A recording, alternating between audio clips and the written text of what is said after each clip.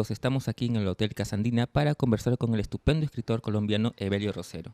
Evelio ha llegado a Lima para participar en la feria Ricardo Palma y presentar Juliana los mira, publicado por Tusquets. A mí me da curiosidad siempre el origen de las novelas. En este caso, Juliana los mira es una de tus primeras novelas. Creo que la escribiste hace 30 años en Barcelona. ¿Cómo fue eso? Juliana Los Mira es mi primera novela. Anteriormente había escrito un relato extenso, digamos, pero no alcanza a ser novela, Mateo solo. Mateo, Juliana y El Incendiado conforman una trilogía que yo titulé Primera vez, en el sentido de que las tres novelas son protagonizadas por niños, es el mundo de la infancia en Mateo y en Juliana, y de la adolescencia en El Incendiado, los colegios religiosos en Bogotá. De las tres novelas, Juliana fue la que destacó más, quedó finalista en el premio Herral de novela hace 30 años. Es, como ya te dije, la primera novela que escribí. Se tradujo a los idiomas escandinavos, al sueco, noruego, danés, finlandés, alemán. Me ayudó a sobrevivir durante algunos años para seguir escribiendo. Yo soy periodista, pero puedo decir que en general me he dedicado siempre a la literatura y he sobrevivido de mis libros.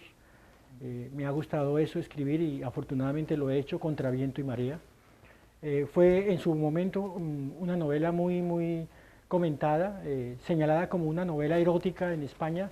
A mí me parece que es sobre todo una novela de amor entre dos niñas de 10 años, Juliana y Camila, y el mundo de los adultos que las rodea. Ujú. ¿Cómo fue, digamos, el germen de esta novela, de esta historia de amor, como mencionas, entre estas dos pequeñas, entre Juliana y Camila? ¿Cómo se origina la novela en sí? Sí, el germen de una novela puede, varía, por supuesto, puede ocurrir por una conversación oída al azar, en cualquier esquina.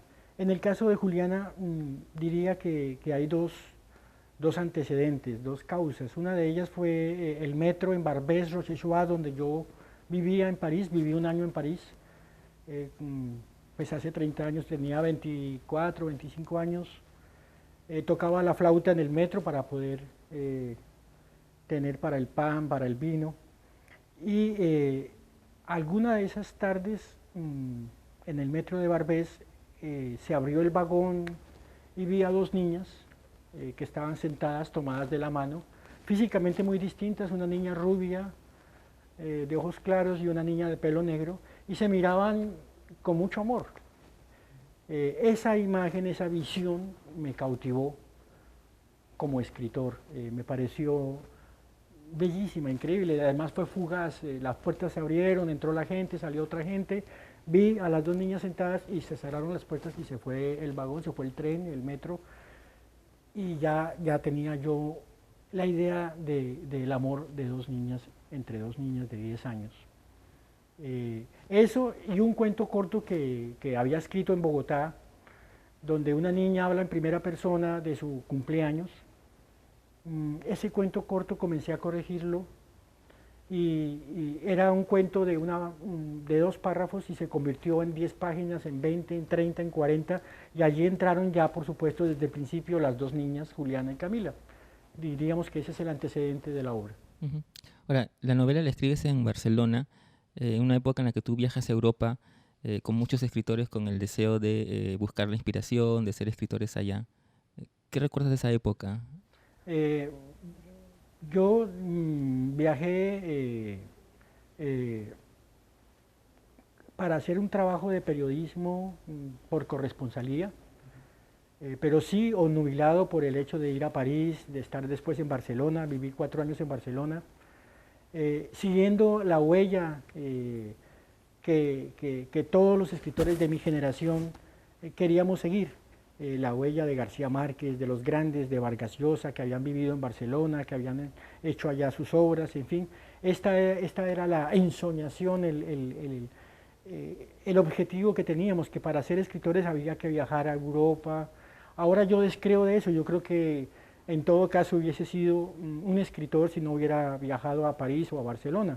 Me tocó muy duro, fue difícil esos años en Europa, pero por supuesto también me formaron Escribí Contra viento y marea, logré mis obras, allá escribí El incendiado, la segunda de mis novelas. Eh, Creo que fue fructífero, eh, pero como te digo, fue detrás de ese espejismo de los grandes escritores del boom de la literatura. Ujú. Ahora, con el ejército ganas el premio Tusquets. Eh, Ya más para acá, con los ejércitos, sí, en el 2006 gané el premio internacional Tusquets de novela. ¿Cómo ves a la distancia ese momento clave de alguna manera en tu trayectoria literaria? Pues este premio fue definitivo en el sentido de que algo que me asombró, de inmediato fue traducido a varios idiomas, recibió una crítica positiva de muchos países. Yo no lo esperaba, sinceramente. En los ejércitos había trabajado con la misma minuciosidad que he puesto en todas mis obras. Es una novela que habla de la realidad contemporánea nuestra en Colombia, el secuestro, esa guerra fratricida entre los paramilitares, los guerrilleros y los militares de la República. Y en la mitad está el civil, el desarmado, nosotros padeciendo esa guerra, las masacres, las matanzas, todo lo que ha habido desde hace más de 50 años, que ojalá se supere ahora pues con las conversaciones que se sostienen entre la guerrilla y el gobierno en Cuba.